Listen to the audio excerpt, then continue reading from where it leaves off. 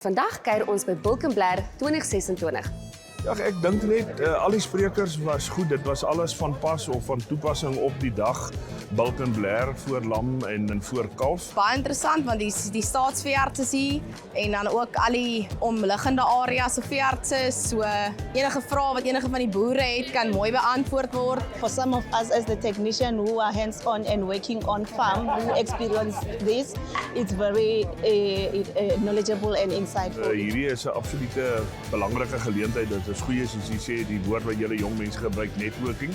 En ek dink die kliënte sien mekaar en kan bietjie met mekaar gesels, so dit is 'n baie goeie geleentheid om by te woon. Is die eerste keer wat ons 'n klomp al die veeartse in die streke bymekaar op dieselfde verhoog was. Ons was so 7 wat praatjies gelewer het en dis lekker dat die veeartse en die produsente op een dag bymekaar kan kom. Ek dink definitief almal wat die dag mis het 'n stukkie inligting gemis, is iets vir almal.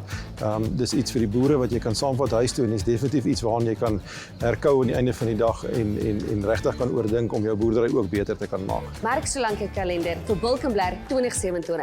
Sien jou daar.